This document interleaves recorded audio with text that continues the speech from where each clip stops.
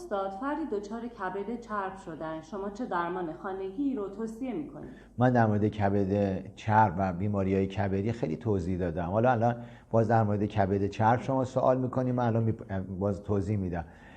کمی چربی داخل کبد طبیعیه، اما اگر بیشتر از 10 تا 15% وزن کبد که حدوداً 1.5 کیلو به سمت راست بدن ما قرار داره زیر دنده ها، اینو میگن کبد چربه. دو نوع هم داریم، یه کبد الکلی داریم، یه کبد غیر الکلی داریم. وقتی که کبد چرب میشه احساس خستگی، کاهش وزن یا اشتها، ضعف، حالت تهوع، گیجی، تصمیم گیری ضعیف، تمرکز ذهن نمیتونیم داشته باشیم، دشواره. و اگر احیانا ادامه پیدا کنه، مبتلا به سیروز کبدی، زخم کبدی بشیم، تجمع مایعات در بدن شروع میشه، عضلات تحلیل میره، خونریزی داخل بدن، زردی و یرقان و نارسایی کبد و همراه داره.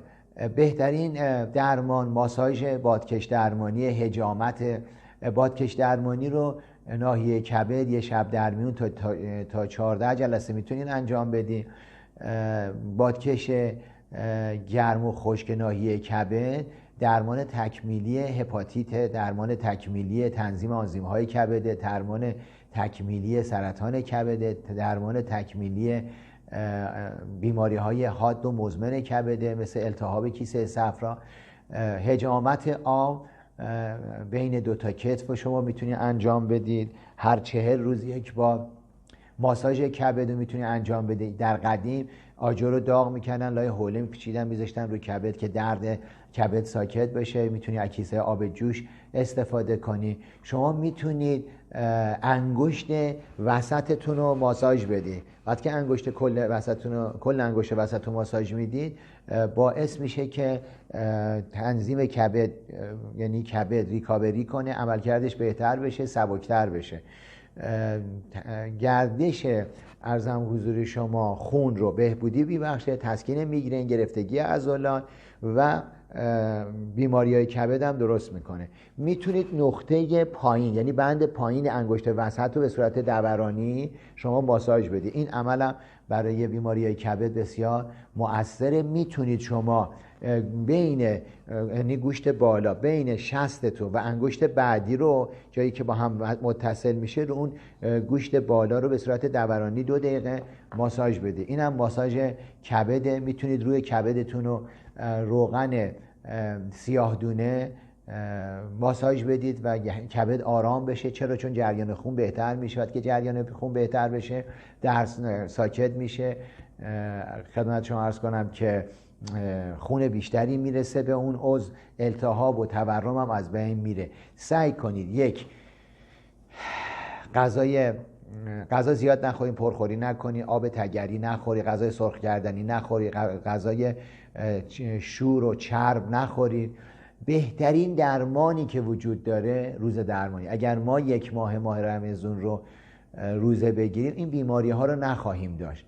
چای، سرخ کردنی، غذاهای چرب، حجم زیاد، رو شکم غذا بخورید، ظهرها رو شکم بخوابید، ظهرها هیچی نخوریم، نهار نخوریم، کم بخوریم، سیرداغ، پیازداغ، وسط غذا آب نخوریم، دوغ، تخم مرغ بسیار زیاد، تنقلات شور، پفک، تخمه، یخمک، روغن سرخ کردنی با ترانس بالا، شیرینیجات، ترشیجات، رب و سس گوجه فرنگی رو ما نخوریم. آب بسیار بنوشیم، به اندازه بنوشیم، آب میوه‌جات رو بنوشیم، لیمو ترش بسیار عالیه، سبزیجات، ترشیجات، مرکبات، نانهای سبوسدار، غلات سبوسدار، نخود، سیب، به، انگور، کرفس، دارچین، بالنگ، زعفرون، ماش، مربای شقاقل، زیتون، زنجبیل، زردچوبه، انجیر، کاهو، اسفناج، هویج، زرشک، آب زرشک با خدمت شما عرض کنم که عسل، کدو خیلی خوبه. اولین کاری که ما باید بکنیم اینه که حداقل 2 لیوان آب جوشیده مایل به گرم هر روز صبح ناشتا که بلند میشیم یه مقدار عسل بریزیم و یه مقدار لیمو ترش تازه بریزیم. هر کدوم از لیوان ها رو با یک سیر پوسکنده که قاچ میکنید وسط و هر کدوم از قاچ ها رو سوراخ میکنید با چوب کبریت ببلعین، یعنی نجوید، ببلعین که دهنتون بو نده، میل بفرمایید. عالیه عالیه.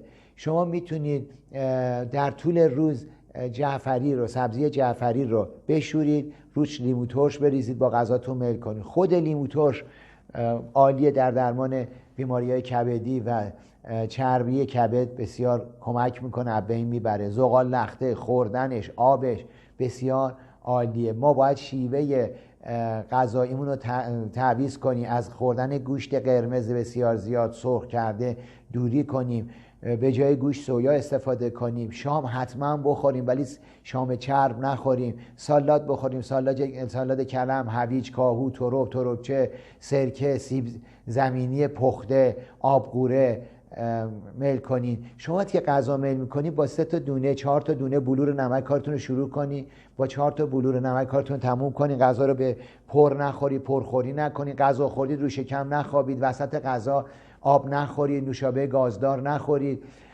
الکل استفاده نکنید، دخانیات، سیگار نکشید، قلیون نکشید. غذا رو قشنگ بجوید و قورت بدید، با آرامش غذا بخورید.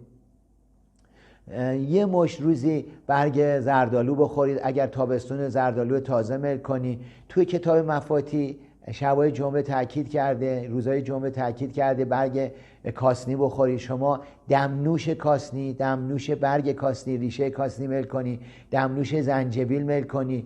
زعفرون تا 1 گرم در روز میتونید روش بریزید، تمیز میکنه. شما اگر پاییز و زمستون لبو گیرتون میاد که الان همه جا هست، لبو میل کنید، آب لبو میل کنید. چای سبز هم بد نیست. چای سبز رو میتونید با لیمو ترش و عسل میل کنید و سکنجبین میل کنید.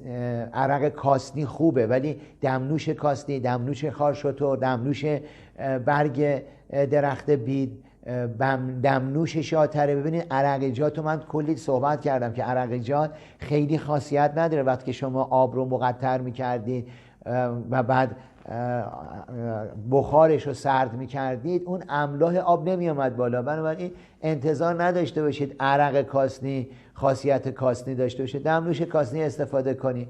میتونید دمنوش گل مریم استفاده کنی و اینایی که من عرض کردم مختصری بود برای درمان کبد چرب. ممنون است.